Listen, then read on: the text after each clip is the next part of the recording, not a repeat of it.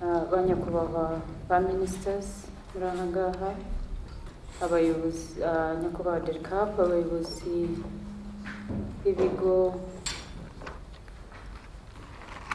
muteraniye aha, namwe banyamakuru, mbanje kubaramutsa kandi mbashimira kuba mwitabiriye iyi nama twabatumiyemo muri primature. Nkuko bisanzwe uyu ni umwanya twongera kugira ngo duhamagaze abanyamakuru dusangire kuri bimwe biba byemejwe n'inama y'abaminisitiri kugira ngo mudufashe kubigeza ku banyarwanda bose. Nkaba nashimira uruhare abanyamakuru mukomeza kugira mu kutwunganira kugeza kumenyekanisha byinshi harimo na gahunda za leta, na cyane cyane imyanzuro iba yarafashwe mu nama y'abaminisitiri nk'uko dusanzwe tubiganira. Ni muri urwo rwego rero uyu munsi twabatumiye kugira ngo dusangire ibyagejejwe, ibyavuye mu nama y'abaminisitiri iyobowe na nyakubahwa Perezida wa Repubulika ejo kuwa gatatu. Inama nk'uko Janvier bibagejejeho ikaba yaremeje politike zitandukanye, ariko uyu munsi tukaba twahisemo izo yababwiye tubona zagezwa ku banyarwanda, cyane cyane ko arizo zifite na impact nyinshi cyane cyane ku banyarwanda.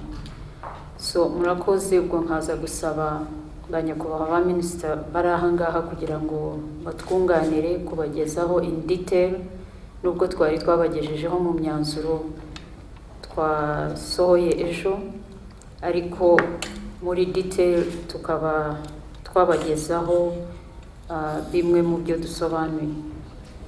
Haba nasaba rero, natangira gusaba nyakubahwa minisita ushinzwe TVET, Minister Albert, kugira ngo atugezeho politike y'ivugurura y'imyuga n'ubumenyi ngiro n'ingamba zo kubishyira mu bikorwa.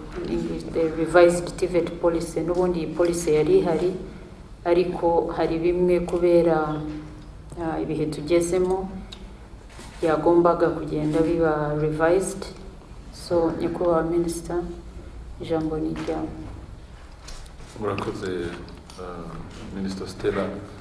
Nanjye baje gushimira uyu mwanya muduhaye kugira ngo dushoboye gusobanurira tubinyujije mu banyamakuru abanyarwanda muri rusange gahunda nshya igaragaza mbese umurongo politiki n'uburyo izashyira mu bikorwa ijyanye no guteza imbere amashuri y'imyuga n'ubumenyingiro. Nk'uko mwari mubisobanuye rero, iyi politiki yari hasanzwe, politiki ya mbere twari tuyize kuvaho duhurije hamwe ibyo twita technical and vocational muri 2008, hari politiki yari yaragiyeho, akaba kugeza ubu ariyo twagenderagaho.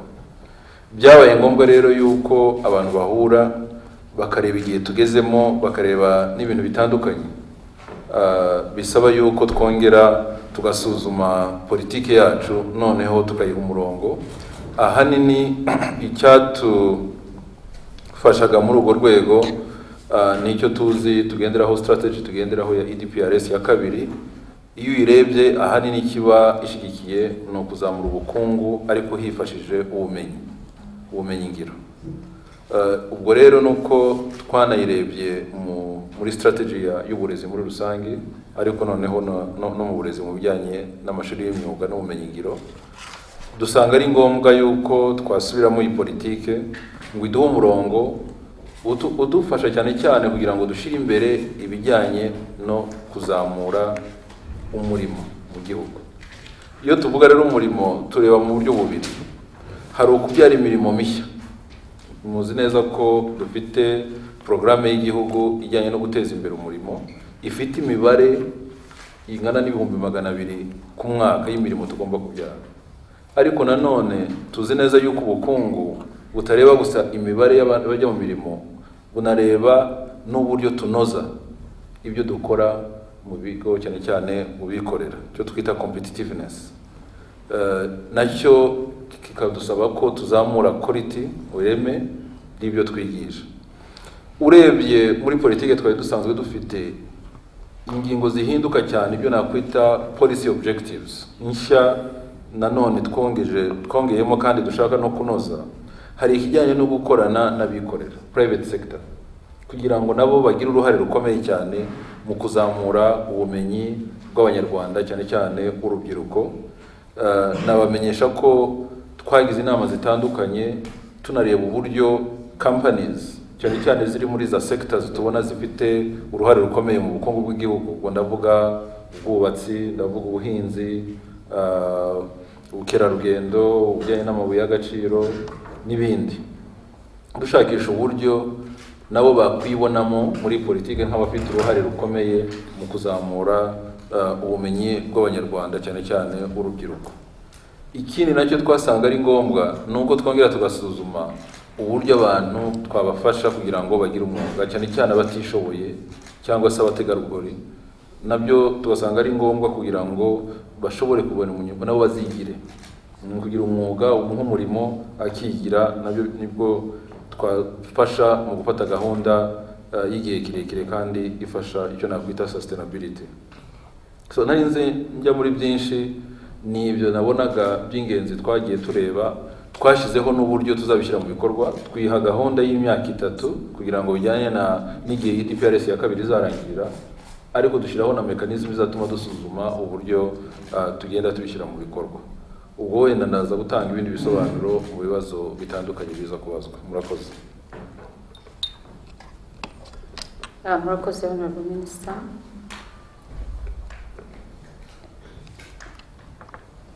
Bunasaba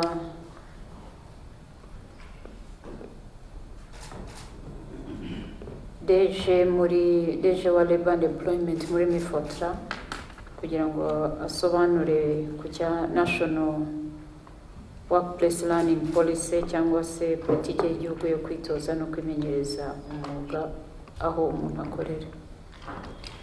Murakoze nyakubahwa Minister, murakoze nyakubahwa Ministers. Biroroshye cyane ko gusobanura politiki nyuma ya nyakubahwa Minister bari kuvuga, kubera yuko iyi politiki ifitanye isano niyo amaze gusobanura iy'ubumenyingiro. Iyi politiki noneho ya workplace learning ikubiyemo nk'ibice nka 3, ikubiyemo gufasha abantu kwiga umwuga cyangwa kwimenyereza umwuga mu bigo ariyo industrial attachment, ikubiyemo internship program yari isanzwe iriho ariko noneho turashaka kwishyiramo ingufu no kuyagura na private sector yacu ikadufasha kugira ngo bigiremo uruhare. Ukwiyeho noneho no kwitoza umwuga mu buryo bw'ahantu ukorera. Ushobora kwiga nk'iminsi 2 mu cyumweru, indi minsi 3 ukayimara aho witoza umwuga kugira ngo wimenyereze umwuga. Impamvu iyi politiki yatekerejweho no kugira ngo turusheho ibyo umuntu yiga mu ishuri biba bidahagije. Biga mu ishuri theory cyangwa se ya masomo yibanze, ariko haba hakeneye amasomo agufasha kugira ngo umenye ubumenyi, ibyo bita skills. Nuko ubundi ubuye mu ishuri ntabwo izo skills uvuga kuko kuzifite zaho uko umurimo ukorwa. Iyi politiki rero idufasha nubwo kongera ubumenyi no kugira ngo nanone ifashe abantu baza ku isoko ry'umurimo kugira ngo babashe kubona ubumenyi bwa isoko ry'umurimo cyangwa private sector bakeneye. Ni ukuvuga ngo abatanga imirimo hari ibyo bifuza kubaza ku isoko ry'umurimo, n'abaza ku isoko ry'umurimo hari ibyo bagomba kumenya cyangwa gutanga mu buryo kugira ngo babe bafite ubumenyi buhagije kugira ngo banoze umwuga wabo neza cyangwa umurimo wabo. Nyakubahwa Minisitiri rero iyi politiki irareba ari TVET cyangwa amashuri y'ubumenyingiro, ikazanareba n'amashuri yisumbuye, ibyo bita institutions of higher learning. Iki rero iyi politiki izadufasha nk'abanyarwanda cyagiye aho tuvuga ngo abantu bafite ubumenyi buhagije cyangwa dukeneye cyangwa ubumenyi ku isoko ry'umurimo cyangwa experience bajyaga tuvuga ahangaha iyi politiki izabafasha kugira ngo babone ubumenyi buhagije. Ikindi yenda agashya nabonye kwa minisita muri politiki ni uko ari dushyiramo ingufu kugira ngo private sector bwayo ari izashyira amakuru kuri iyi politiki. Murakoze kwa minisita. Murakoze. Abanasaba mifotora ko mwakomeza mukasobanura politiki y'imihigo ishingiye ku musaruro n'ingamba zo kwishyira mu bikorwa. Rwanda Result Based Management. Murakoze nyakubahwa minisitiri. Politiki y'imihigo ishingiye kuri results ije kunoza no kuzuza byari bisanzwe bikorwa mu mihigo. Imihigo ikaba yaratangijwe nk'uko twese tubizi na nyakubahwa perezida wa repubulika muri 2006 nyuma y'itorwa ry'inzego z'ibanze. Muri 2010 niho hagiyeho iteka rya minisitiri w'intebe ryazanaga n'abandi bakoze mu zindi nzego mu mihigo, ariko uko bigenda bishyirwa mu bikorwa haje kugaragara ko bigomba kunozwa kurenzaho, aho iryo teka ryasaga naho rishyira ingufu mu bikorwa ariko bikorwa n'umuntu n'isuzumwa rye mu mikorere ye. Politiki nshya yemejwe n'inama y'abaminisitiri ejo irarushaho guhuza ibikorwa bigenwa n'urwego rwa leta mu mwaka, ayo nakwita annual action plan, n'intego nini z'igihugu, aho iyo politiki isaba ko bigomba guhura kugira ngo hatabaho no guteshuka ugakora ibitari iby'ibanze cyane umunsi ku munsi urwego rw'igihugu ku ntego z'igihugu. Ikindi iyo politiki irushaho kunoza ni uguhuza ibyo iyo gahunda y'ikigo mu mwaka n'ibikorwa buri mukozi akora muri uwo mwaka. Uyu munsi niko byagendaga, ariko irarushaho gutanga umurongo wo kubikora neza, aho ushobora kurushaho kubona umusaruro w'ikigo ukanawuhuza n'ibyo buri uruhare rwa buri mukozi mu kigo. Ikindi iyi politiki ni uko irushaho gushyiraho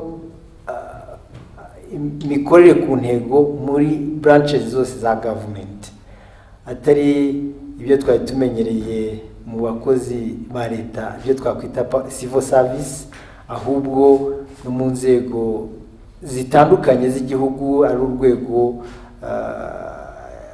rushyiraho amategeko, ari urwego rw'ubucamanza, nabo hakajyamo intego yo gukorera ku ntego zitugeza ku ntego z'igihugu muri rusange, ariko mu buryo bujyanye n'imiterere ya buri rwego.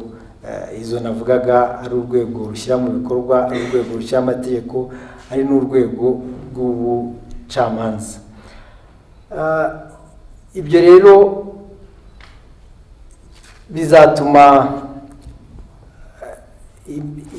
igenamigambi riva ku rwego rw'igihugu, aho IDPRS izakurwamo nk'uko byari bisanzwe strategic plans za sectors na strategic plans z'ikigo cya leta, hanyuma aho ngaho hakaba ariho hazajya hava ibishyirwa mu bikorwa buri mwaka, bimanuka bikagera ku muntu ku giti cye.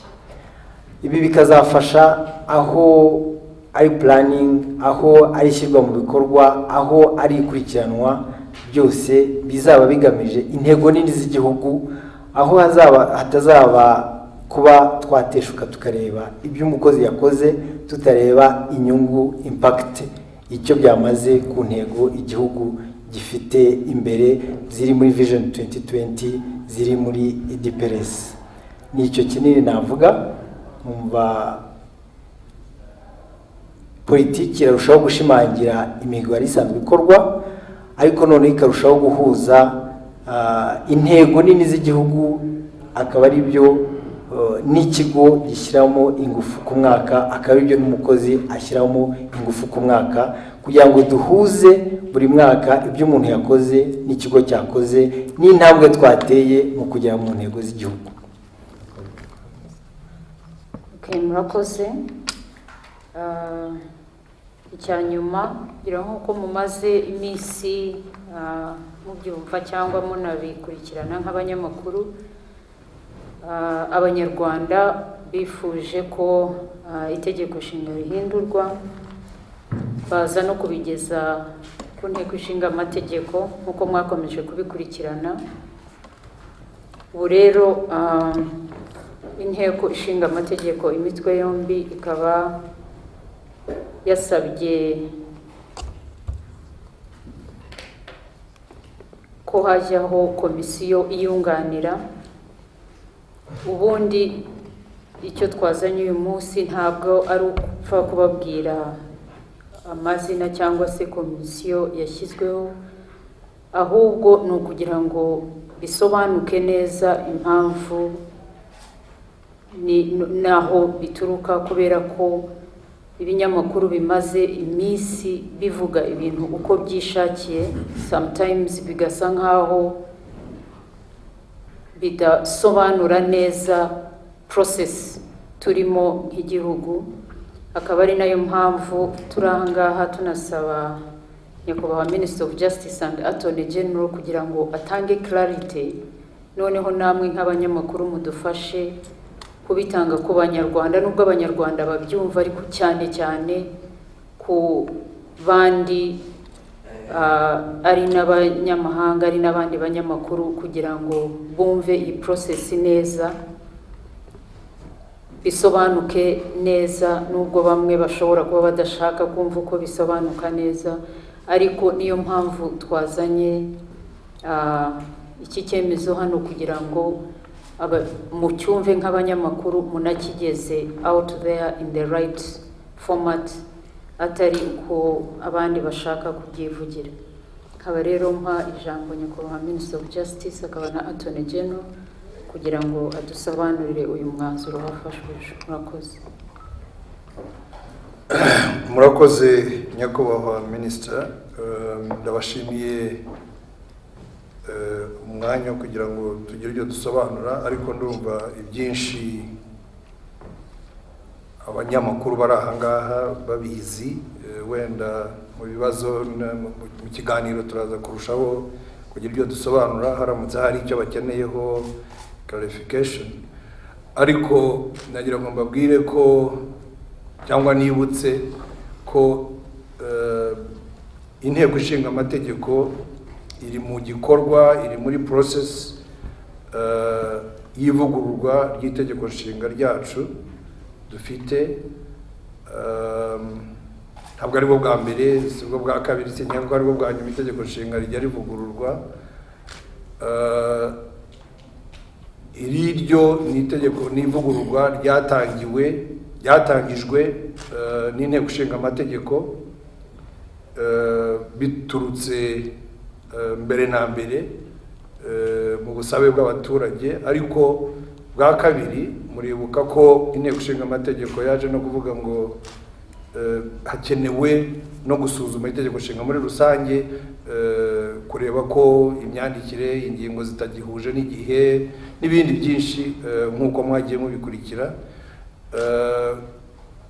Noneho bakaza gusanga ko bakeneye urwego rwa tekinike, aka komite k'abantu ba tekinike, technicians babafasha kwandika, kunonosora, kuhuza ibitekerezo bihari, bakavanamo imishinga yakwigwa nk'imishinga y'amategeko, nk'umushinga w'itegeko nshinga. Iki rero nicyo cyatumye kuri 29 z'ukwezi kwa munani hasorwa itegeko, ariko ryari ryatowe mu nteko ishinga amategeko, hanyuma riratorwa, rirasohoka mu igazeti ya leta kuri tariki ya 29 z'ukwezi kwa munani, rishyiraho komisiyo yo kunganira inteko ishinga amategeko imitwe yombi muri aka kazi urebye ka tekinike barimo bashaka ko iyi komisiyo yabafasha. Amazina ngira ngo murayazi mwayakurikiye, ntabwo niba ugiye kuyasubiramo, y'abakomiseri baraye bashyizweho n'inama ya guverinoma, n'inama y'abaminisitiri. Process yabyo nisanzwe, ubu ngubu baraza koherezwa muri Sena, bemezwe cyangwa se Sena igira icyo bavugaho, bazarahira, ubundi ba reporting muri mutwe ku nteko ishinga amategeko, ariyo izabaha ibyo bagomba gukora, uburyo bagomba kubikora, ubushobozi bwo kubikora n'ibindi byose nibo izareportingaho. So kugeza ubu ngubu nicyo naho icyo gikorwa kigeze. Ndatekereza ko mubizi nkuko mujya mubikurikira, iyo hariho ihindurwa ry'amategeko ni process ziba ndende, zimwe ziva mu mutwe wa depite zikajya muri Sena, izindi zikagaruka muri guverinoma muri promulgation y'amategeko, niko amategeko yacu abiteganya, hari uko bigenda. So ndatekereza ko dushobora kugira kurushaho gusobanukirwa bitewe n'ibibazo n'ibitekerezo abanyamakuru bari aha ngaha bari butange. Nicyo ntekereza cyaza kurushaho kuduha kurushaho gusobanukirwa, kuko ndakeka ko ibihari bisobanukiye umuntu wese. So ndaza gukurikira nanjye ngerageze gusubiza ibibazo byaba bihari, kugira ngo namwe mushobore gusobanura neza ku basomyi b'inkuru zanyu cyangwa bakurikira amaradiyo yanyu. Murakoze. Okay, murakoze. Jean-Pierre wasubiranye ijambo. Murakoze banyakubahwa Minisitiri. Tugiye kugira session y'ibibazo n'ibisubizo, ariko tuzadufata ibibazo bitanu, baciye ibibazo bitanu bya mbere no kwivuga izina n'igitangazamakuru ukorera, hanyuma ukavuga uwo wadressinga ikibazo. For those who don't understand Kinyarwanda, we are going to take a series of questions. We'll be taking 5 and we'll be addressing directly the question to one of these authorities. So, thank you. Let me start by Rodrigue, then Thais, then you, Clément, and Stephanie. Thank you, Honorable Ministers. Rodrigue is my name. I'm a journalist working with the New Times. Allow me to put this disclaimer first. It is good that you do call us for this press conference, but you restrict us on what we should ask depending on what you have discussed, much as we also have a number of other areas where we would want more clarifications, especially with regards to the minutes of the cabinet itself. It has happened that very often you just have this presser only and then it's all, yet we still have more other questions where we think this would be the opportunity to ask the relevant authority. Okay, So maybe before you go further, let me clarify this for the 10th and 100th time. Like I have always explained, is that we have a number of cabinet resolutions that come out of cabinet like you had. And unfortunately, I can't call the whole cabinet here again. And so that's why I clarified that we pick out the main issues we feel are really key to the public. But I've always told you that all ministries are open. So whenever you want further clarification on any output, any resolution that we don't have here, you can always approach the ministry concerned, and they've been briefed. They can always give you that. And where you cannot, if you want us even to arrange that through our press, we can arrange that with the ministry concerned. Otherwise, it really becomes difficult to have to invite everybody here so that we can be able to respond to all cabinet resolutions that get out of each and every sitting. So you will forgive us for that, but then all ministries are open to the press. So whenever you want further clarifications on the resolutions, you can always approach us through our press office or even approach directly the communication officers in those ministries. Thank you. Because it really becomes cumbersome to have to invite everybody again for clarifications. Thank you. Thank you. So if I may proceed, I have very few brief questions. One is addressed to Honorable Minister Businge. There is a legal case that is ongoing to block the Constitution. And I hear yesterday the Supreme Court decided to have it heard in substance. And then there's this move to change the Constitution. I want you to help us understand how the parallel that is going between the two, what would happen, what will transpire, what if the court decides differently from what is going on as they move to change the Constitution, what would happen? Or what if the Constitution is amended and then later the court decides? So I want you to help just understand. It's not that we are holding attempt of the court process. My next question, very brief, will go to Minister in charge of TVET. There have been concerns about lack of coordination between private sectors and the government with regards to how the reality on grounds informs what TVET programs should work on to address the issue of job scarcity at the market. I want to hear from you, Honorable Minister, how often have you been engaging the private sector players to tell you exactly what kind of product they want at the market so that you can go to the designing table of these policies and address the issue with regard to policy. And my final question goes to officials from the Ministry of REPA. The absence of this policy, what were the implications? The policy, I think, that was addressed by Anna Mugabo. So, in the absence, Workplace learning. Yeah, workplace learning. Actually, yeah, it's workplace learning policy. The absence of this policy, what have we been losing? Thank you. So before we proceed, let me remind that we are taking one question for each journalist and try to be brief so that we can have time for others. Thank you. Yes, so the question is for Minister of Justice. Could you, I'm sorry to ask you that, but could you just tell me briefly what is the aim of the Commission?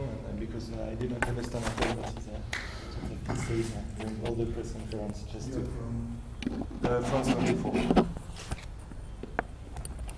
Thank you.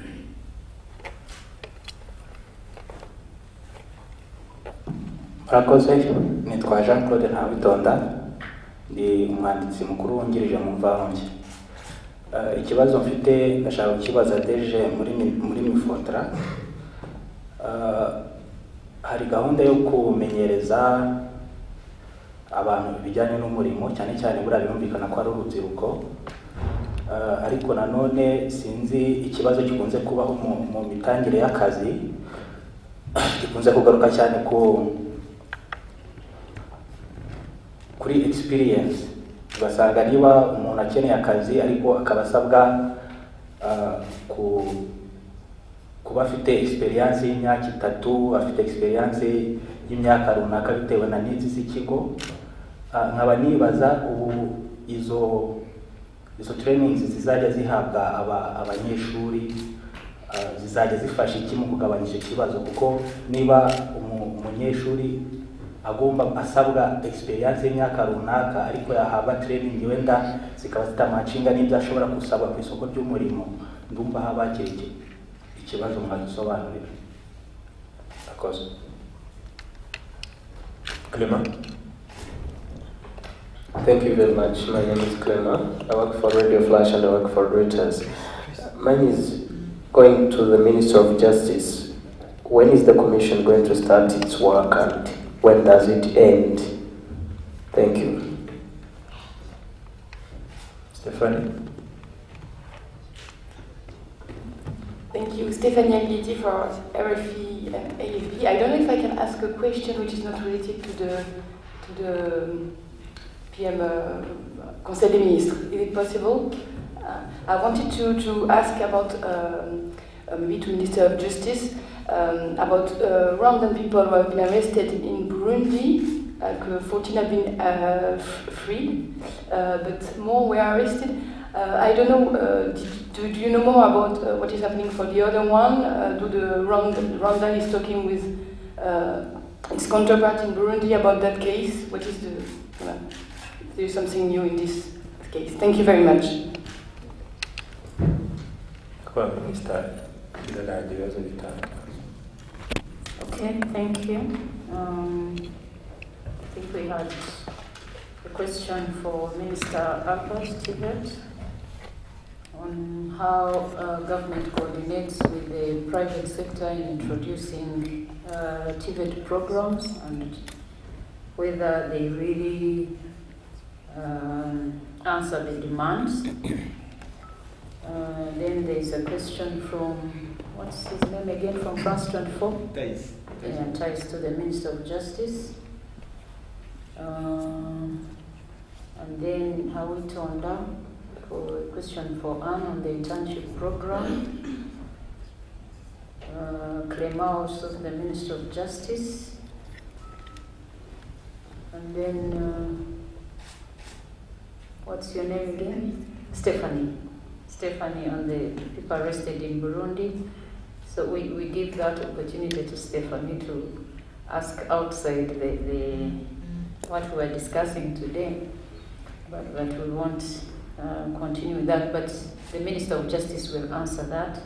So if I may request Minister Albert to answer on the questions for TVET. In English or it was asked in English. Any language, Minister. You don't? I'm very comfortable. in English? Yeah, in English it is okay for me. Okay, all right. So, thank you. Now, I think the question is really very important because one of the major changes that we found, particularly in working in the revised policy, was to address the issue of matching demand and supply. When you look at the education system as a whole, particularly in the last 5-10 years, we had more emphasis put on access. But also we believe that making education demand-driven require to have in place some instrument that allow you to measure the demand so that you can supply accordingly.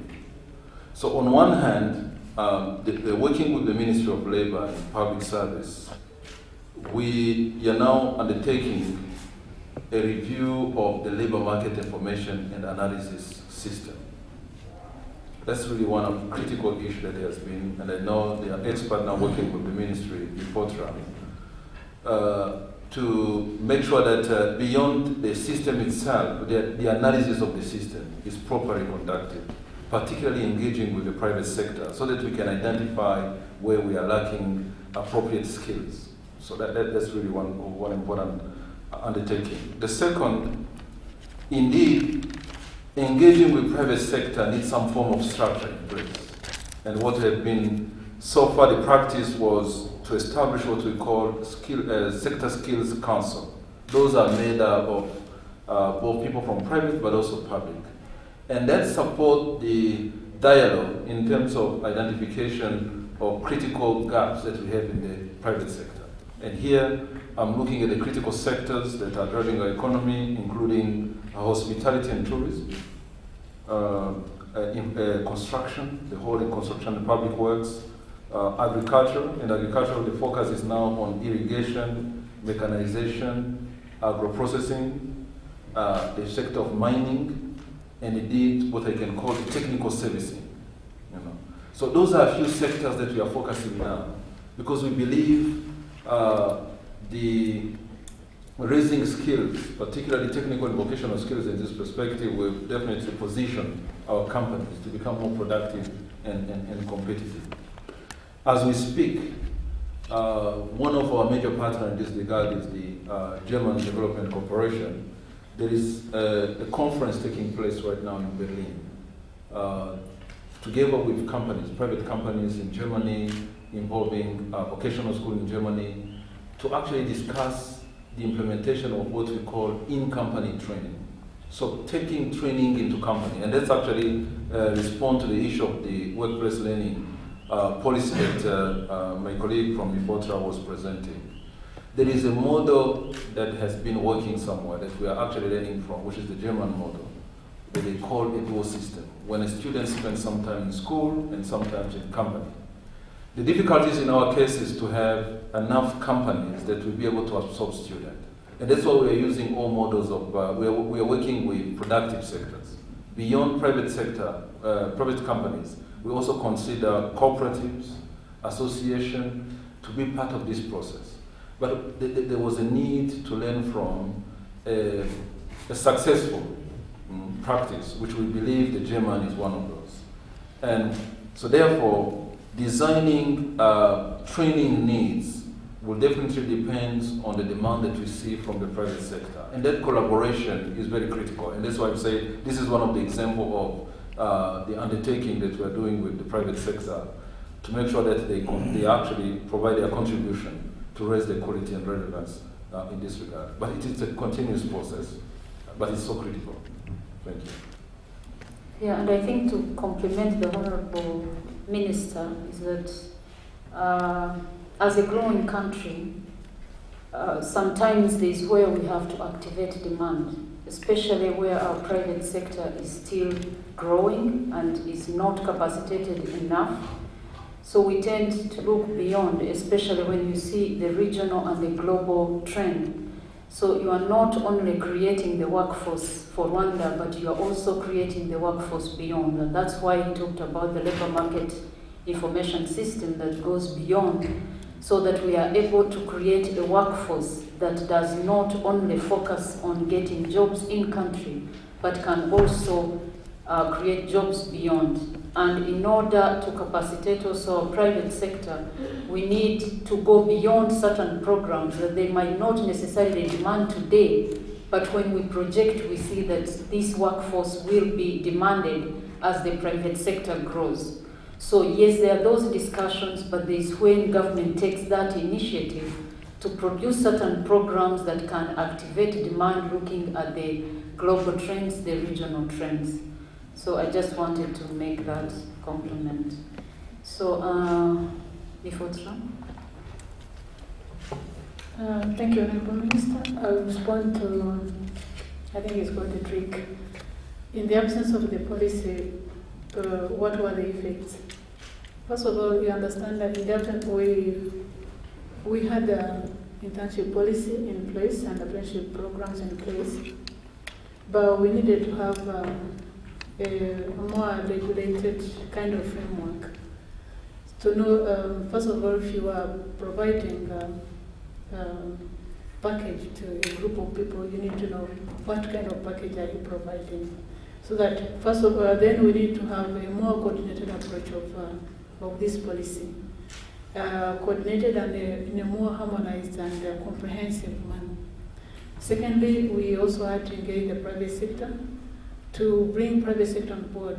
As Honorable Minister Tivet has said, the private sector has to be there to sit out, to take the lead in implementing this policy. So in the absence of the policy, people have been doing things the way they understand them. So we needed to come up with a regulatory framework to help people, first of all, understand and conceptualize the policy in the same way. Thirdly, we also, if we have to look at to respond to the labor market needs, then it has to be private sector aid, and we also have to understand the requirements of the labor market. So we need to align this with the ADPR's objectives, and also address the issues of labor market mismatch. So if I could also say that if the private sector takes the lead, then we'll have more efforts. I mean, many people participating or many people benefiting from this program, and also it will address the challenges of the skills gap which will be in talking which our country is currently experiencing. Thank you so much. A question from Rwanda. Is it answered? Honorable Minister, murakoze Rwanda from Imvaho ngira ngo yavuze ati nubwo dushyiraho polisi ariko hakomeje kugaragara gusaba experience mu itanga ry'akazi, kandi iyo experience abantu batari barayibona. Icyo nagira ngo nibutse Rwanda nuko uyu munsi ntabwo basaba experience mu kazi ko umwuga abantu bakora cyangwa professional cyangwa abakozi b'urwego runaka.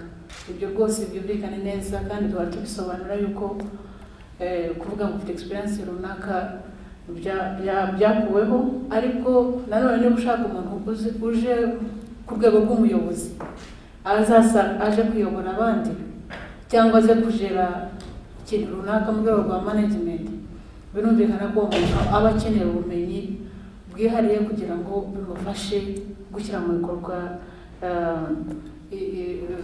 izo nshingano bamuhaye.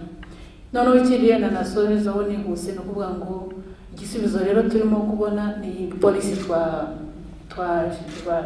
twashizeho ikubiyemo kwimenyereza umwuga. Ibi bizagabanya byaba ari muri private sector cyangwa muri public sector, bizagabanya cya kibazo cyo kuvuga ngo nta bumenyi wari ufite. Ariko nanone ikibazo twahuraga nacyo cyane gikomeye tujya kuvuga ngo tugere kuri polisi, ni ukuvuga ngo babonaga private sector isa nkaho ivuga ati ni ntabwo ari ibyacu, kandi abantu baza ku isoko ry'umurimo benshi bahabwa umurimo muri private sector cyangwa mu bigo by'abikorera.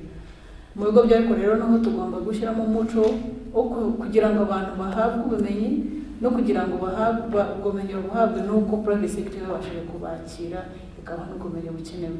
Iyo experience rero muri public sector gusoza nuko itagisabwa ku mirimo isanzwe y'aba professional, ako niba ugiye kuyobora abandi cyangwa ugiye hari inshingano zihariye uhabwa, bigusaba kugira ngo kandi wava mu ishuri uwo munsi ngo uhite yenda uba umuyobozi runaka, bigusaba kugira ngo ugire ibyo umenya bigabanya kugira ngo nawe bikorohereza akazi, nibyo byaba ari ukubona muri private sector ho naho nibyo tubashishikarizaho, no kugira ngo nabo bajye bafata abantu kimwe nuko tubafata, ariko nkuko ntabwo dushaka kugira ngo tuvuge gutegeka private sector ngo fata umuntu runaka, kuko umuntu icyo abareba n'umusaruro yinjiza, productivity yaha icyo akura mu kigo cye runaka. Numva aho ngaho ariko turabigashize. Murakoze kwa Minister.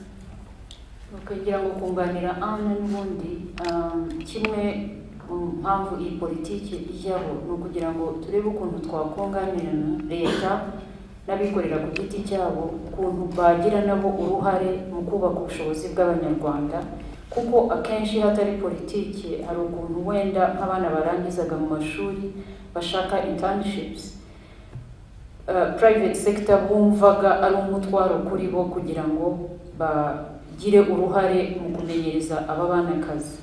Akenshi rero ugasanga bashaka abantu bafite experience already, akenshi babapocinga no muri leta cyangwa mu zindi institutions. Ariko ubu ngubu ni ukugira ngo tugire awareness, to creating awareness, kugira ngo noneho n'abikorera ku giti cyabo bamenye uruhare bagira, ariko bumve n'inyungu babifitemo kugira ngo bongere ubushobozi ku Banyarwanda, kuko uko bongera ubwo bushobozi niko nabo bibagirira inyungu mu byo bakora, kuko n'ubundi baba bongera ubushobozi bwagira inyungu hariya. So iyi politiki rero kuri icyo cya lack of experience, mu gihe umwana avuye mu ishuri akagira n'iyo internship, iba imumenyereza akazi ku buryo noneho bimufasha no kujya gusaba akazi afite knowledge y'akazi icyo ari cyo. So ariko kubera ko hatari politike hari ukuntu byakorwaga buri muntu uko abyumva, ariko ubu ngubu ni ukugira ngo leta ishyireho umurongo noneho tubone ukuntu twafatanya n'abikorera ku giti cyabo kugira ngo twubake ubushobozi bw'Abanyarwanda. Murakoze. Ubwo noneho nkaba nasaba nyakubahwa Minister wa Justice na Attorney General kugira ngo asobanure ibyabajijwe umurego. Murakoze. Murakoze nyakubahwa Minister. Munyemerere ngire uko mbihindura. I want to begin with the question from Thais. Is it Thais? France 24. It will help me explain the other aspects. You want it in English? Kinyarwanda? English. Thank you. The role of this commission will be, one, to analyze, I'm trying to be as verbatim as I can, to analyze one's views on the review of the commission of the Constitution in order to better redraft the provisions to be reviewed. Number two, to carry out thorough research on the Constitution in order to identify provisions that are subject to review and consider procedures for reviewing them. Number three, to prepare a preliminary draft of the revised Constitution of the Republic. Number four, to write a report on all the activities carried out and submit it to Parliament, both chambers. And number five, to perform other constitutional review related functions as Parliament may assign them. The reason I started with this was to enable me to answer Clément and Rodrigue. This commission will start as soon as the procedure for putting it in place is finished. Under our law, what happened yesterday is probably procedure number two, because Parliament passed the law. The executive is supposed to suggest commissioners. Senate is supposed to vet them, approve or disapprove them. Then they're supposed to be sworn in by the Supreme Court. And then this order that was approved yesterday, at the end of the swearing in, will be gazetted. That is assuming Senate has vetted and approved them, all of them. Then that order will be gazetted. And then they will start their job immediately. The order establishing this commission is gazetted. When it will end, the law says it has 4 months, which are renewable as Parliament desires or requires. So it has 4 months, but it can be renewed if Parliament thinks they want to do that. Rodrigue, you made a number of questions. One is that there is a case that is going on in the Supreme Court. Yes, there is. But my understanding of this commission is, one, it is legally established, and because Parliament passed the law and the process of establishing this commission is on. But number two, as I read the mission of this commission, from mission 1 to mission 5, the mission is far bigger than the case which is in the Supreme Court. In the Supreme Court, there is a case which is very, very specific about a specific provision of the Constitution. 1 or 2 provisions. This commission is looking at a review of the Constitution from Article 1 to Article 203. Okay? So, this is 2 things, and I would want it to be very, very clear. Parliament, way back in August, July, August, passed 2 basic decisions. One, amend the constitutions in accordance with the people's wishes to amend a specific article called 101 in a provision, in a procedure laid down in other articles. And two, Parliament said we will also review the whole Constitution from Article 1 to the last and see provisions which are no longer serving us, see provisions which need to be redrafted, see provisions which have outlived their purposes. So this commission is a technical commission to do that job. So the mission of this commission is much, much bigger. Having said that, the process in the Supreme Court is a legal process that we accept, we believe in, it will go on.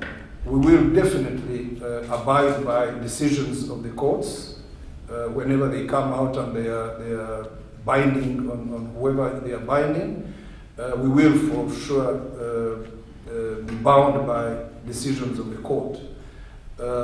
So far, today, there is nothing that has happened that stops Parliament reviewing the Constitution.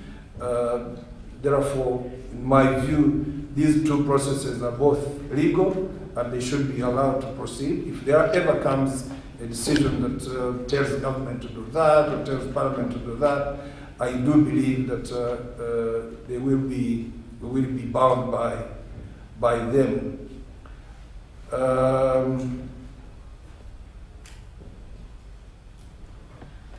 Stephanie asked one little separate question about Rwandan citizens who might be incarcerated in Burundi. Let me say that it's not yet a court battle between our two sister republics. Our diplomats are handling this matter, and as you rightly said, some of these people have already come back, and our diplomats are on these issues on a full-time basis. So I do not have any worries that this matter will not be resolved amicably and diplomatically. I don't think it will become a justice matter. I wouldn't want to speculate into that kind of area. I think diplomacy will handle this. Thank you. I hope I answered Rodrick. You did. Thank you. Okay, another round. 5. Tujya gufata bitanu bya nyuma.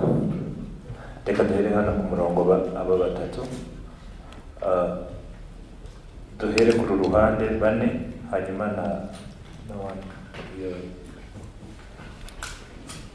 Murakoze, nitwa Edith Nibakwe, ndi umunyamakuru wa Radio Sango Star. Ndifuza kubaza kuri politike y'imihigo dusobanuriye.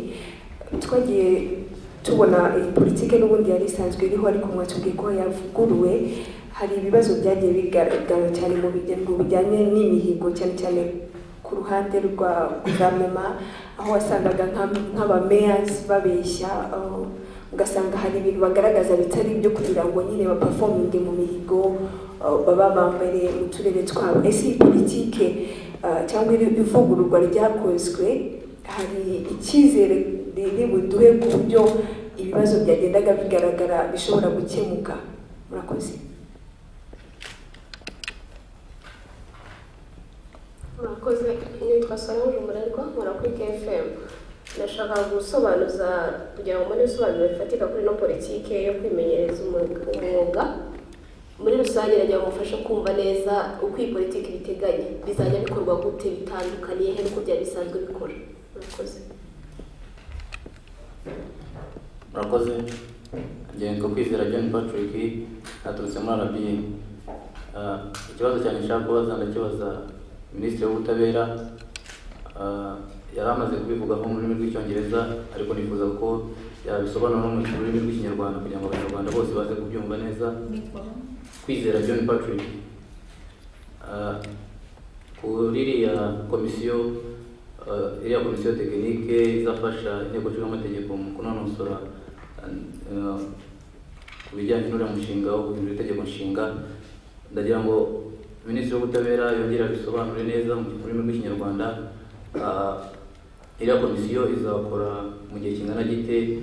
Ese kuki hatekerejwe ko kuki ubusabe bw'inteko ishinga amategeko, kuko inteko ishinga amategeko ku mitwe yombi niyo yasabye ko hashyirwaho iriya komisiyo, kuki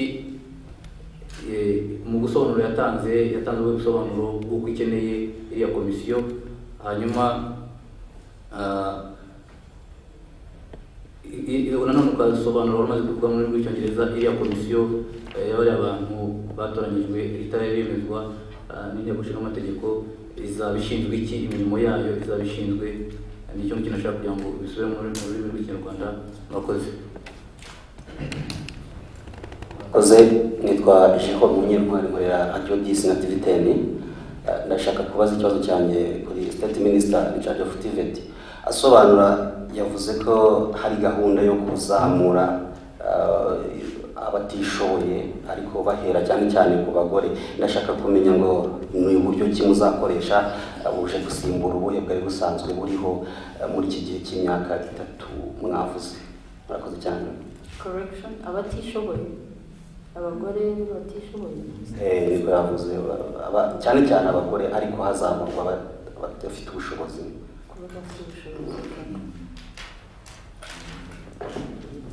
Murakoze, nitwa Simon Kabuye. Ikibazo cyanjye nanjye ndakibaza Minisitiri w'Ubutabera, ariko bagenzi banjye bari bakibajijeho, hari wo muri New Times, gusa nuko nakifuzaga mu Kinyarwanda. Ni kuri iriya komisiyo igiyeho kandi mu nkiko hari hakirimo ibibazo, ndetse banifuzaga ko wenda byaba binahagaze ariko bigaragara ko bitahagaraye. Ni kuri iyo komisiyo nanone bariya abantu 7 bashyizweho nande? Murakoze.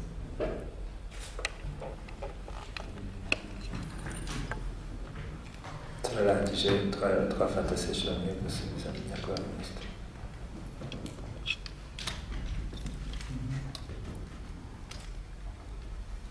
Okay. Twatangira na ifoto.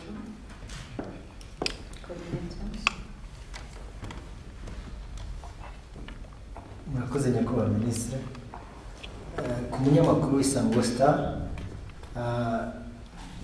nigeze kuvuga ko leta uyu munsi ejo nibwo yashyizeho politiki yo kunoza imihigo ishingiye ku ntego resulta. Nabivuze igitekerezo cyatangijwe na Nyakubahwa Perezida wa Repubulika muri 2006, hanyuma muri 2010 hakorwa iteka rya Minisitiri w'Intebe, ariko iyo urisuzumye byarebaga abantu, ukabona hari n'abasaga naho bashyira ingufu mu isuzuma ry'imikorere kurenza ibikorwa bigera ku ntego z'igihugu. Rero iyi politiki yaje ije kunoza imikorere mu rwego rw'imihigo by'abantu bakora n'ibyo institution zikora kugira ngo turusheho kugera ku ntego z'igihugu. Icyo nicyo cya mbere navuga muri make. Ibyo uvuga rero uti ese bizakemura ibibazo by'abavugaga ibyo batakoze kandi bigasa naho ari ukuri kandi mu by'ukuri nta cyakozwe. Icyo ndifuza kukivugaho ibintu nka 3. Icya mbere ni uko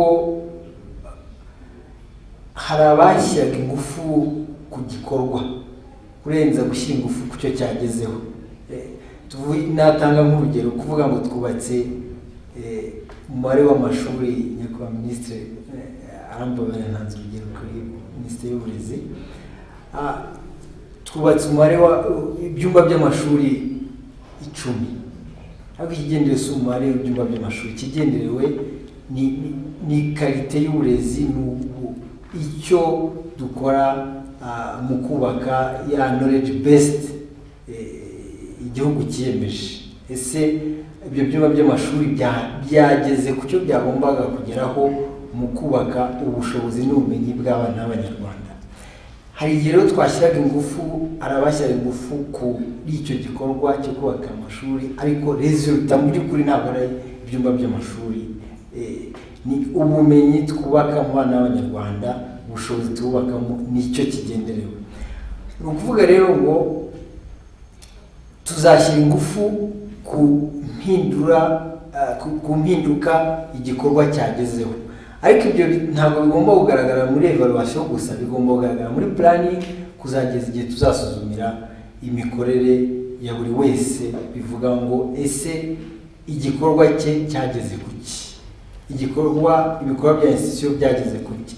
Icya kabiri ni uko ibyari biriho bitahuzaga neza, nubwo abantu babishyiragamo ingufu, leta niyo mpamvu yashyizeho umurongo unoze, noneho ntibyahuzaga neza ibikorwa by'umuntu n'ibikorwa bya institution, nubwo byahita byumvikana ko ari bimwe, ariko nta framework yari inoze iriho yahuzaga icyo ngewe nkora nk'umukozi, icyo gikontribuye ku cyo ikigo nkoramo cya leta kigeraho, n'iki kigo cya leta gikontribuaho ku by'intego z'igihugu zivuga mu rwego rwacyo. Ibyo rero bigatuma nanone ntabwo umuntu azajya avuga ngo ikigo cyageze kuri ibi udashobora gutresinga back, guhera ku mukozi ibyo yagiye akora bizagera ku by'ikigo kivuga cyakoze. Guhuza ibyo ngibyo mu by'ukuri yabaye practice, ariko yari itarabona framework ikorerwamo, kuko ibyari biriho byavugaga individual employees ariko bitavuga institutions. Nubwo yari yaratangiye kuba practice, leta yatanze umurongo wo kurushaho kubikora neza muri framework clear. Nicyo nakubwira. Icya gatatu ni uko nyuma y'uko inama y'abaminisitiri yemeza iyi polisi na instruments zisabwa kujyaho kugira ngo zishyire mu bikorwa nazo zizakurikiraho.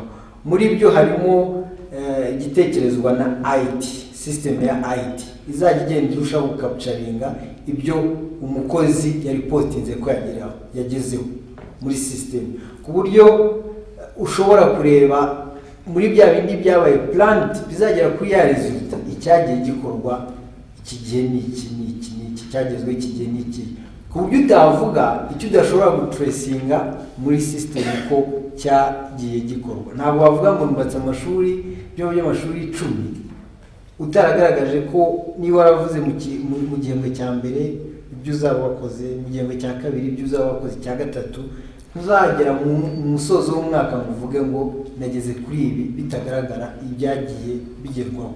Bivuga ngo biragabanya amahirwe rwose yo wakwifuza kubeshya, kuko abeshye byamugaragaza ko milestones, icyo nakwita milestones cyangwa se nabyita intambwe zasabwaga kugira ngo icyo gikorwa cyuzure na result igerweho ntabwo zagiye zigaragara.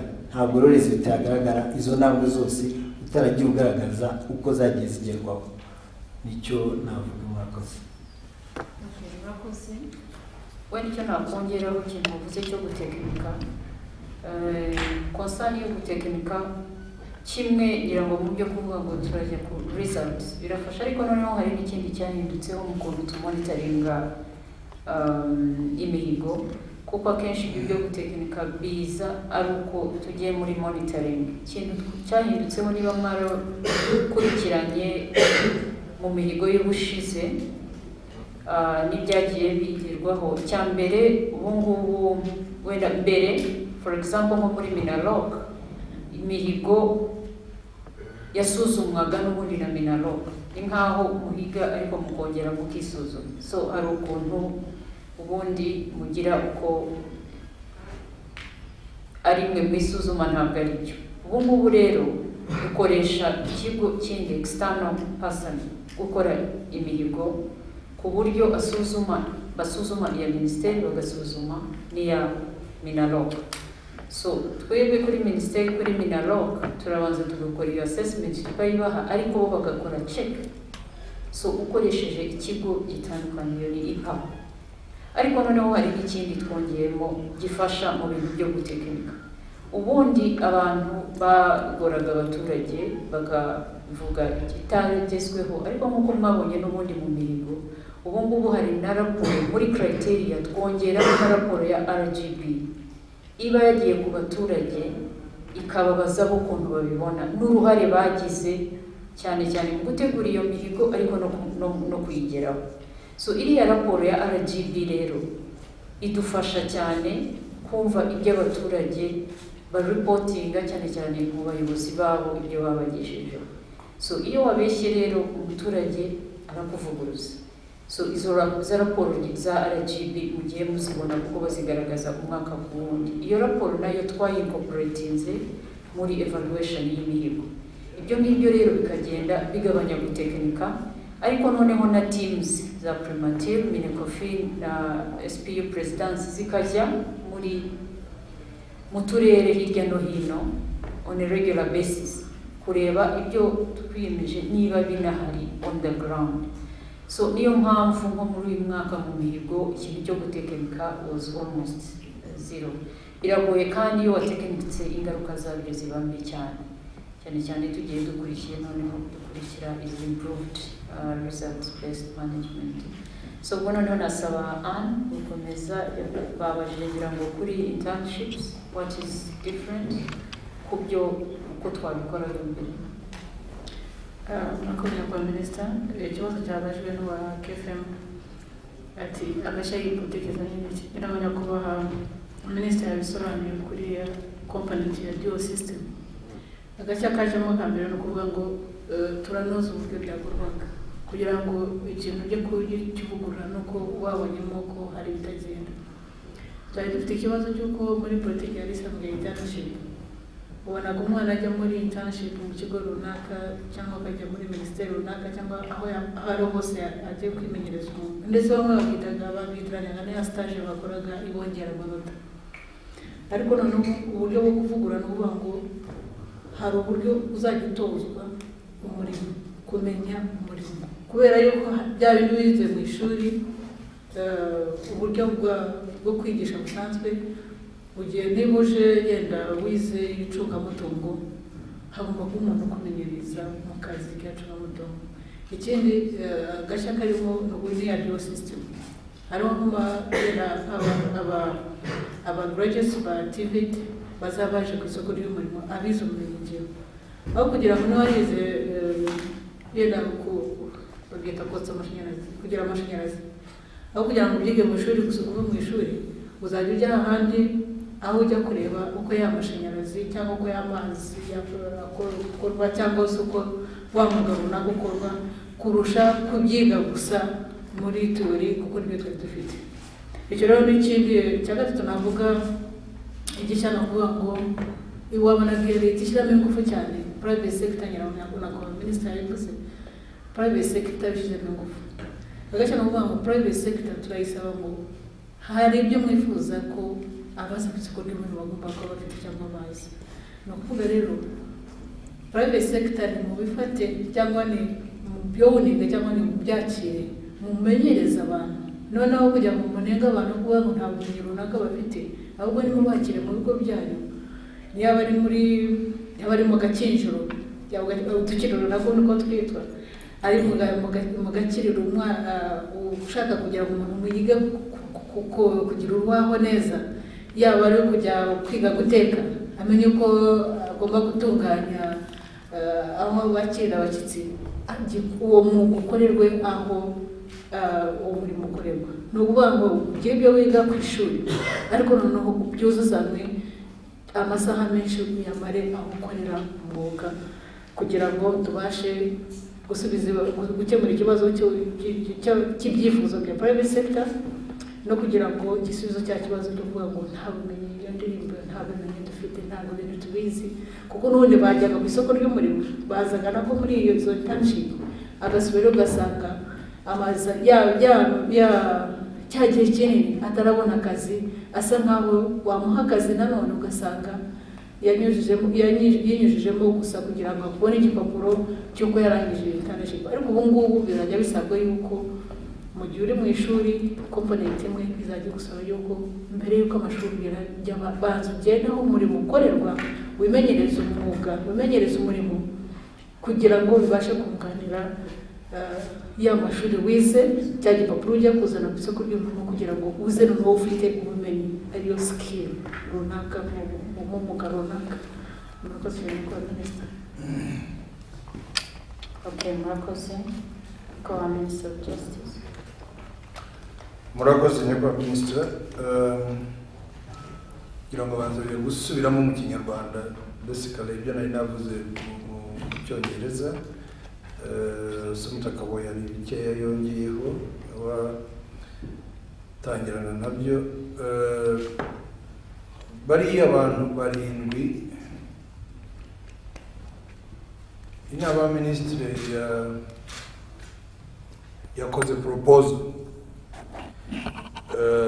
Ngira ngo nimukurikira mukareba process hano inzego zimwe na zimwe uko zishyirwaho, sinzi ko wafata urwego rumwe ukavuga ngo nirwo nuru rushyiraho. Habaye gusaba itegeko ryabaye gazette kuri tariki 29 z'ukwezi kwa munani. Ejo habaye nomination proposal y'amazina y'abantu barindwi. Ariko uko gusaba ko kuri 29 harimo uruhare nk'uko nari narusobanuye rwa akazi aba bantu basabwa gukora. Ako kazi muri rusange niko gakwiye kuba gatanga profile y'abantu bajya muri ako kazi. Niba ari abanyamategeko, niba ari nararibonye mu biki, akenshi niho nomination iganisha. Abo rero bamaze ku amazina yabo gutangwa, igikurikiraho ni Sena ikora vetting. Muri Sena hari ubwo bemerwa bose, hari ubwo batemerwa, hari ubwo hemerwaho bake bakananirwa kugera ku byo Sena yifuza. Icyo gihe biragaruka hagashakwa abandi. So ubwo busabe bwakozwe na Parliament imitwe yombi, inteko ishinga amategeko imitwe yombi. Nomination yakozwe na executive niko amategeko yacu abiteganya. Sena izakora vetting, isuzume buri muntu. Nibirangiza bohererezwe urwego rw'ubucamanza kurahizwa. So iyo mbirebye neza mbona abantu bene aba commissions cyane cyane n'izindi zose, uburyo bwo gushyirwaho n'uburyo buhuriweho na government yose. Parliament ifite ibyo ikora, executive ifite ibyo ikora, judiciary ifite ibyo ikora. Noneho umuntu akaba agiyeho iteka rimushyiraho rimaze kuba gutangazwa muri gazeti ya leta. Urubanza ruri mu rukiko rw'ikirenga nari naruvuzeho mu rurimi rw'icyongereza. Ni urubanza watanze ikirego afitiye uburenganzira, warezwe agomba kwiregura. Ni urubanza nk'izindi twemera, dutekereza ko igihe cyose rugize icyo rutegeka kigomba gukurikizwa. Igihe cyose rugize icyo rutegeka kigomba gukurikizwa. Kugeza ubu ruracyakomeza.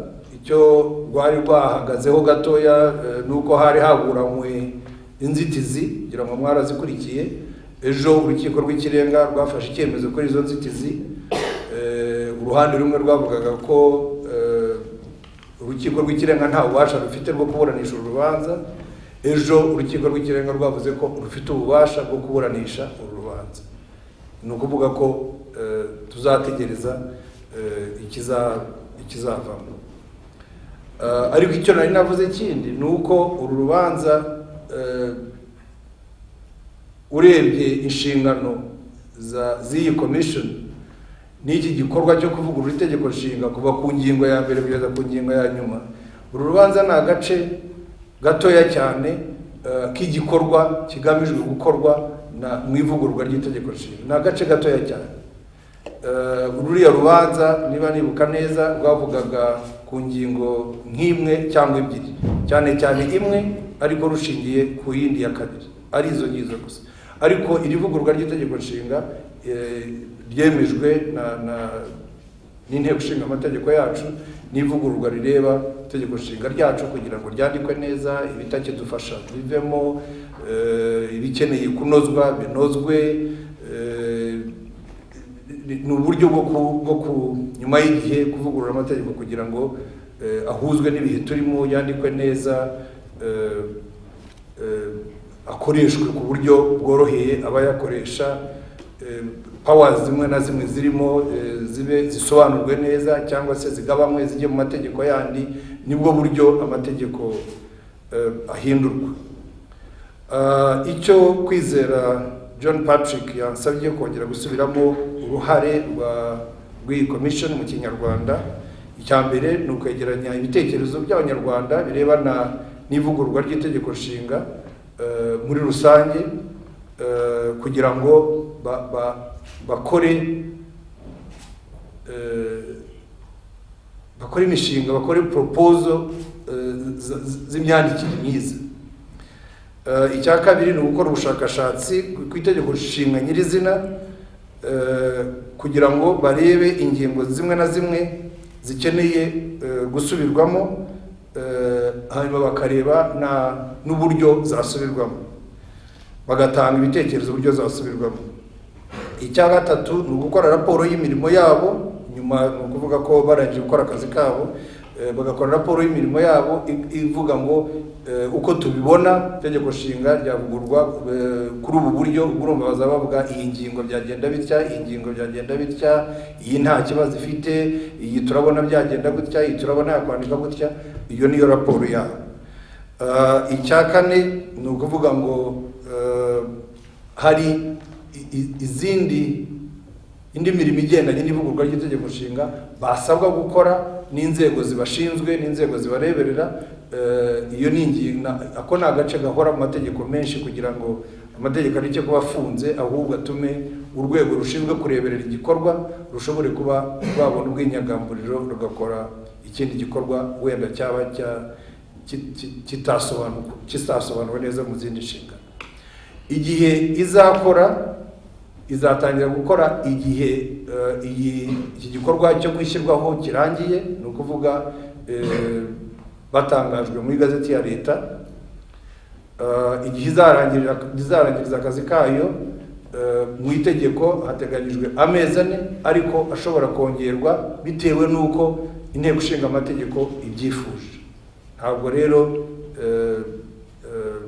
namenya igihe usibye kubabwira icyo giteganijwe mu mategeko.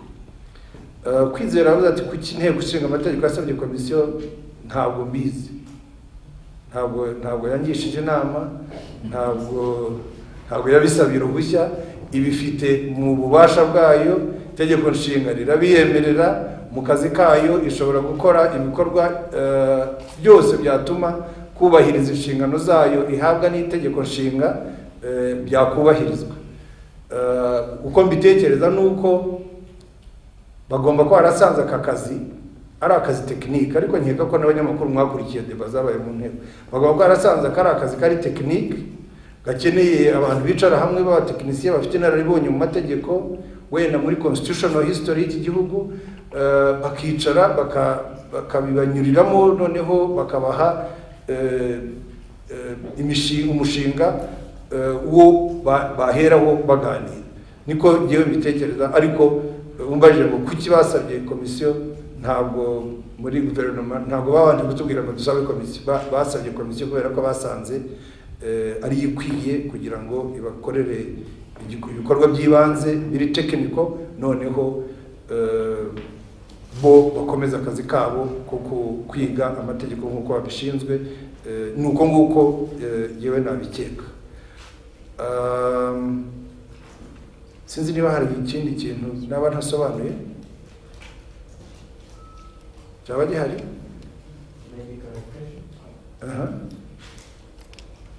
Ku bijyanye n'igihe bazamara muri cabinet, mwaratekereje mukavuga muti nibura tumva ko by this month next year, kuko tubaza amezi 4 guhera ubu ngubu dushobora kuvuga tuti amezi 4 azarangira muri iki gihe, nibwo preliminary draft tuzaba tuyibonye. turi muri cabinet hari itegeko tugenderaho. Iryo tegeko ryasohotse mu igazeti, nawe ngira ngo urishatse waribona Clement, kuri tariki ya 29. Rivuga ngo aba bantu bazaba bafite ubuzima bw'amezi ntuza life ya komisiyo izaba ifite amezi 4 ashobora kongerwa bitewe nuko inteko ishinga amategeko ibyifuje. Na urumva nawe turi muri cabinet, iyo ntabwo yaba deba, sinzi uwayizana, sinzi n'icyo yayizanira kuko iranditse, irahari, n'itegeko ryasohotse kuri 29 z'ukwezi kwa 8. Ntabwo twaba tuvuga ngo mbese ryaba ryarasohotse n'itegeko ryatangijwe n'inteko ishinga amategeko ubwayo, rikigwa n'inteko ishinga amategeko ubwayo, rikaza muri guverinoma kugira ngo risimwe ritangazwe. Nta nubwo muri deba muri cabinet harimo ivugururwa ry'iryo tegeko. Ntabwo ari cyari ikibazo cyari kubahiriza ibisabwa, kandi ejo ndakeka ko cyari gihari gikuru ni ugushyiraho abo bantu, ubundi bakajya muri no gutanga proposal z'abo bantu, amazina y'abo bantu, ubundi bakajya muri process yo gushyirwaho nk'uko nayibasobanuriye. ngira ngo wenda no kunganira nyakubahwa minisita, ubundi abasabye komisiyo n'inteko, so niyo izi icyo ikeneye kugira ngo noneho cabinet ije kudebatinga, kandi bari ari bo basabye, bazi akazi bakeneye n'impamvu bagasabiye ababunganira. Ngira ngo leta yaba itakoze akazi kayo kugira ngo yinjire kandi mu kudecidinga igihe, ahubwo ngira ngo itegeko niyo mpamvu rinabaha mu gihe ako kazi katarangiye mu 4 months, then bagira extension. Kandi ubundi impamvu bazanye iyo request muri government nuko gushyiraho komisiyo nk'uko bisabwa n'itegeko nshinga bishyirwaho n'iteka. So that's why cabinet was requested kugira ngo ushyireho iryo teka rishyiraho commission. So ngira ngo the period nk'uko nyakubahwa minister abivuze, ntabwo cabinet yari kubishyira muri discussion, kandi ari byarasabwe n'inteko ishinga amategeko. So since niyo hari any other burning issue, otherwise is it okay we finish? Nyakubahwa Minisitiri, ndumva ibibazo byinshi byasobanuwe, ahubwo ko mwabivuze mu Cyongereza mubwira Rodrigue nashaka kwibutsa mu Kinyarwanda yuko hari ibyemezo byinshi biba byafashwe kandi bireba inzego zitandukanye za leta. Abajya bifuza kubona ibisobanuro birambuye bajya begera za ministeri zitandukanye zikabasobanurira kuko zirabikora n'ubundi. Murakoze. Excuse, hari ibisubizo tutabonye ko nitwa Jeho Munyentwari, twabajije TVET. Urakibuka? Okay. Ikibazo yari yabajije ni kijyanye n'uburyo iyi polisi isubiza ikibazo cyo gushyigikira abatishoboye n'abategarugori, icyo twita equality and inclusiveness. Nayo iri muri bimwe muri za policy objectives. Ubundi ukuntu byakorwaga, twari dufite imishinga itandukanye ishyigikira umwana w'umukobwa kugira ngo yitabire amashuri y'imyuga n'ubumenyingiro, ariko nanone twagira n'izindi gahunda zo gufasha abatishoboye. Ubwo turavuga nk'abantu bamugaye, nk'abantu baciye amashuri hagati n'ibindi. Icyo twazanye nuko noneho hari gahunda inatanga cyane cyane n'imibare tugenderaho. Turifuza ko buri mwaka dushobora kuba twazamuye imibare y'abana b'abakobwa bitabira amashuri y'imyuga n'ubumenyingiro, kuko hari aho dusanga koko muri bimwe mu byo twigisha cyangwa dufasha imibare ikiri hasi cyane, kandi ni kimwe kigaragaza equality na inclusiveness. Hari gahunda zari zihari, ngira ngo mwumvise, hari nk'izwi cyane yitwa AGI, Adolescent Girls Initiatives, yagiye ikorera mu bigo bitandukanye mu gihugu. Ngira ngo twari dufite ibigo 7 muri za districts zitandukanye, aho twashigikiraga cyane kwigisha umwana w'umukobwa umwuga, akashobora no kuwifashisha kugira ngo yihangire umurimo. ubu rero nk'iyo gahunda yagaragaje rwose yuko yatanga ibisubizo bigaragara, tukaba twifuza yuko noneho twabihungura tukagira imibare ifatika mu bigo bitandukanye n'ubushobozi bukenewe kugira ngo tubashigikire. Ku bijyanye n'abafite ubumuga nabwo nabaha nk'urugero, dufite porogaramu y'igihugu yitwa National Employment Program, naho twafashe imibare dufatanyije na association y'abafite ubumuga, hari imibare ifatika y'abantu bakeneye guhugurwa nanone no kubafasha kubona umurimo nayo ihari. So iyo policy irakavaringa ibyo byose.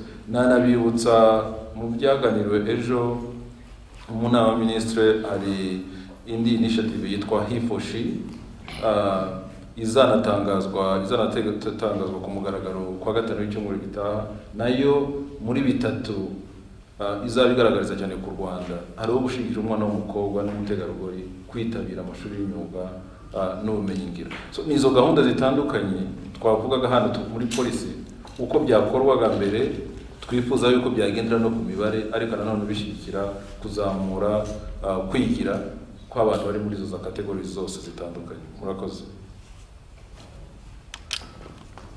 Okay, dusoza ndabashimiye honorable ministers, ndabashimiye bayobozi muri Mifotra Beka, namwe banyamakuru nongeye kubashimira cyane, mbashimira cyane ukuntu dukomeje gufatanya kugira ngo tugeze gahunda za leta ku banyarwanda bose, kandi nongera kubasaba ko ibyo mubagezaho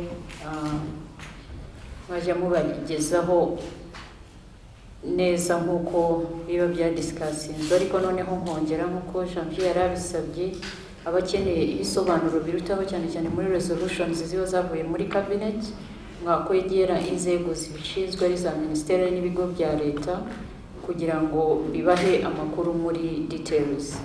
Murakoze cyane, umunsi mwiza.